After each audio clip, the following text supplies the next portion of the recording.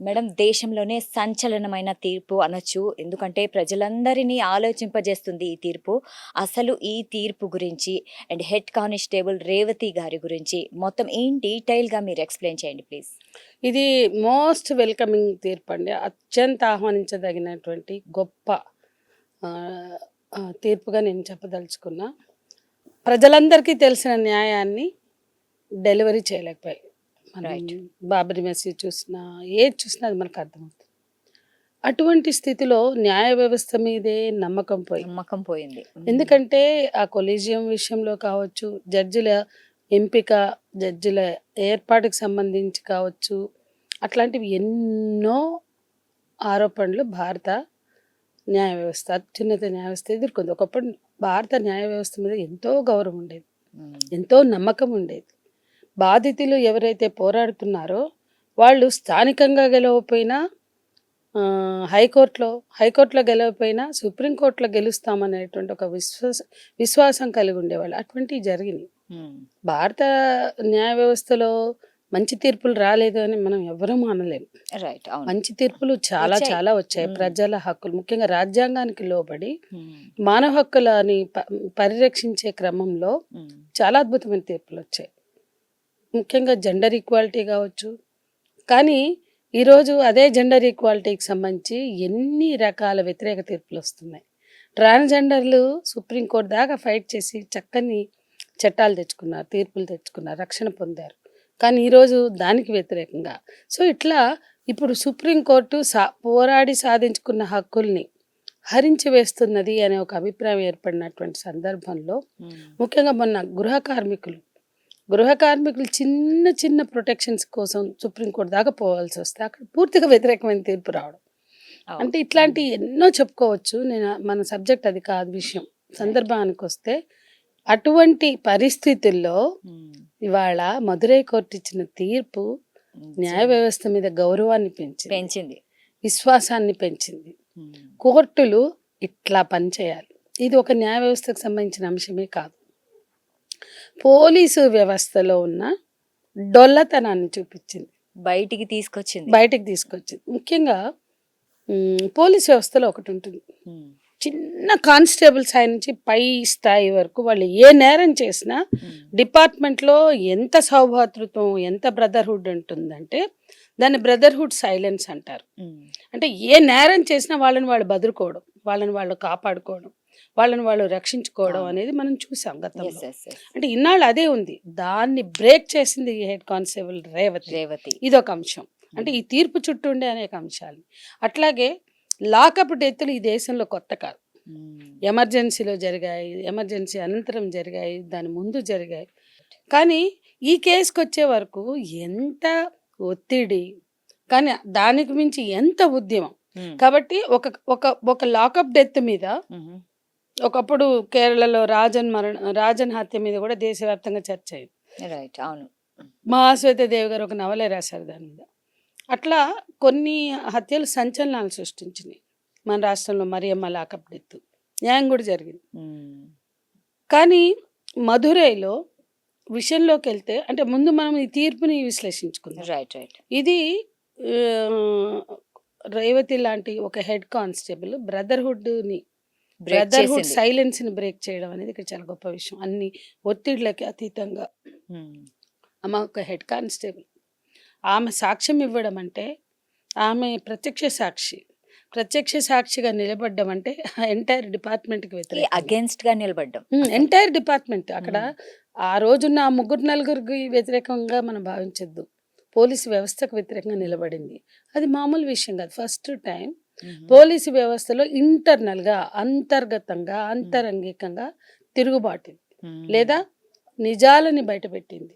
Right. వాస్తవాలను ప్రపంచానికి చాటింది తన సాక్ష్యాధారాలు, తన ప్రత్యక్ష సాక్షిగా తనిచ్చిన సాక్ష్యంతో. హ్మ్. ఇదొక ముఖ్యమైన అంశం. అట్లాగే దేశవ్యాప్తంగా ప్రజా ఉద్యమం హ్మ్. వెలువడ్డం. ఎంత ఉద్యమం అంటే అవును. లోకల్‌గా బాగా మనం స్థానికంగా ప్రజల్ని కూడా అభినందించాలి. ఒక మహిళ ముఖ్యమంత్రిగా ఉన్న బెంగాల్‌లో ఒక మహిళ డాక్టర్ మీద అత్యాచారం జరిగితే ఇంతకన్నా పెద్ద ఉద్యమం జరిగింది. జరిగింది. బెంగాల్‌లో ఒక హాస్పిటల్ డాక్టర్. డాక్టర్ మహిళా డాక్టర్ మీద జరిగినటువంటిది. ఆర్జీ గారు ఆసుపత్రిలో ఆర్జీకర్ ఆసుపత్రిలో జరిగిన అత్యాచారం. బెంగాల్లో ఉండే సివిల్ సొసైటీ అంతా బయటకు వచ్చింది. బెంగాల్లో ఉన్న డాక్టర్లందరూ కూడా సమ్మెలో పాల్గొన్నారు. పెద్ద ఆందోళన దేశవ్యాప్తంగా, కానీ న్యాయం వెలువడలేదు. ఏదో ఒకరిని పెట్టారు, వాడిని వరకు శిక్షించారు. అట్లా మనం ఉద్యమాలు జరిగిన, ఆందోళనలు జరిగినా కూడా న్యాయం దక్కనివి ఎన్నో ఉన్నాయి. ఈ కేసుకు వచ్చే వరకు న్యాయ వ్యవస్థ ఎంత బాధ్యతగా ఉందని చెప్పుకోవాలంటే ఫస్ట్ క్రెడిట్ హైకోర్టుకి ఇవ్వాలి. చెన్నై హైకోర్టు సూమోటోగా కేసు తీసుకుంది. ఎంటైర్ పోలీస్ డిపార్ట్మెంట్ బదులుకుని క్రూరమైన నేరం చేసిన పోలీసుల్ని రక్షించడానికి పూనుకుంది. కానీ ఆ ప్రజా ఉద్యమం వలన హైకోర్టు సూమోటోగా తీసుకుంది. ఒక లోకల్ జడ్జిని స్థానిక, ఇప్పుడు జ్యుడిషియల్ ఎంక్వైరీ అంటారు కదా, హైకోర్టు సూమోటోగా తీసుకుని జ్యుడిషియల్ ఎంక్వైరీకి ఆదేశించింది. Hats off to high court. And ఆ లోకల్ జడ్జ్ ఎవరైతే ఉన్నారో ఆయన హైకోర్టు ఆదేశం మేరకి జ్యుడిషియల్ ఎంక్వైరీలో భాగంగా వెళ్ళిన అతను అద్భుతమైన రిపోర్ట్ ఇచ్చాడు. అంటే ఆయన స్వయంగా మరి అంతే కదా, జ్యుడిషియల్ ఎంక్వైరీ అంటే సింగిల్ జడ్జిని పంపిస్తారు, ఒక్కోసారి బెంచ్ని పంపిస్తారు.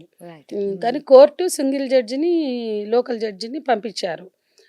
ఆయన సమర్పించిన నివేదికలో చాలా వరకు సాక్ష్యాధారాలతో సహా, అంటే నేరం జరిగింది, అది ప్రాథమిక నివేదిక అవుతుంది.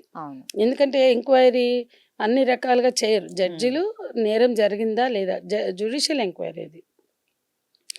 ఒక మేరకి వాళ్ళు నేరం జరిగింది అని కొంతవరకు ఆధారాలు సంపాదించి ప్రైమ ఫసి అంటారు కదా, నేరం జరిగింది అని నిర్ధారణకు వచ్చారు ఆ జడ్జి గారు. ఆయన నివేదిక సమర్పించారు. ఆ నివేదిక అంతా క్షుణ్ణంగా పరిశీలించిన హైకోర్టు తనే జూమోటోగా తీసుకుంది కదా హైకోర్టు. వాళ్ళు లోకల్ పోలీసులకు ఇస్తే ఏ పోలీసులు నేరం చేశారో ఆ పోలీసులే బదులుకుంటే, ఎందుకంటే ఎఫ్ఐఆర్ బలహీనంగా రాశారు. మరణాలని నేను ఘటనలోకి మళ్ళీ వెళ్దాం. ఫస్ట్ న్యాయ వ్యవస్థని, జడ్జిమెంట్ని మనం విశ్లేషించుకుంటున్నాం.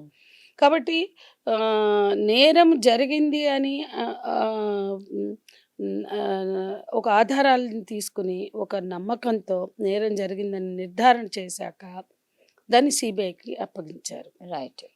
ఇక్కడ ముఖ్యంగా హైకోర్టు జోక్యం కానీ, వాళ్ళు వేసిన ఎంక్వైరీ కానీ, ఆ జడ్జి గారు సమర్పించిన నివేదిక కానీ, ప్రజా ఆందోళన కానీ, బాధితులు న్యాయం కోసం చేసిన పోరాటం, కుటుంబం ఎక్కడ రాజీ పడలా. వాళ్ళు ఇంత ఉవ్వెత్తున బ్లేమ్ అవుతున్న సందర్భంలో పోలీస్ వ్యవస్థ ఎంతటికైనా వాళ్ళు ఆఫర్ చేస్తారు. కానీ ఒక తల్లి తన భర్త చనిపోయాడు, తనకు అనారోగ్యం లేదు, తన కొడుకు చనిపోయాడు, తనకు అనారోగ్యం లేదు అని పోలీసులు ఎఫ్ఐఆర్ని బలహీనపరిచిన, గుండె జబ్బు ఏదో 2 గంటల తేడాతో ఇద్దరికి వచ్చిందని, గుండె జబ్బు వచ్చిందనేసి వాళ్ళు పోలీసులు చెప్పారు. కానీ అందులో వాటన్నిటిని విశ్వసించలేదు ఆ తల్లి. నా భర్తకి నా కొడుక్కి గుండె ఎలాంటి ఆరోగ్య సమస్యలు లేదు, అవకాశమే లేదని చెప్పింది. సో కుటుంబం చేసిన పోరాటం, వాళ్ళకి ప్రజలు ఇచ్చిన మద్దతు, స్థానికంగా విపరీతంగా రోడ్ల మీదకి వచ్చి ప్రజా ఉద్యమాలు నిర్మించారు. దేశవ్యాప్తంగా ప్రజా ఆందోళనలు, ఇవన్నీ కూడా ఈ తీర్పు. ఇప్పుడు మదురై కోర్టు ఆ ఉన్న సాక్ష్యాధారాలు తీసుకుని, ముఖ్యంగా గ్రేట్ హీరోయిన్ రేవతి గారి ప్రత్యక్ష సాక్షిగా ఆమె ఇచ్చిన వాంగ్మూలం తీసుకుని ఇందులో చాలా గొప్ప తీర్పిచ్చారు. ఇంతటి అవకాశాలు గతంలో ఉన్నప్పటికీ కూడా వాళ్ళు చేయలేని ధైర్యం ఇక్కడ మదురై కోర్టు చేసింది. ఎప్పుడైనా మనం మర్చిపోకూడని విషయం. సాక్షి టీవీ ప్రసారాలను నిలిపివేయడం చట్టరీత్యా నేరం. సాక్షి టీవీ ప్రసారాల కోసం మీ స్థానిక కేబుల్ ఆపరేటర్ని వెంటనే సంప్రదించండి. DTHలో, ఇంటర్నెట్లో కూడా సాక్షి టీవీ ప్రసారాలను వీక్షించవచ్చు.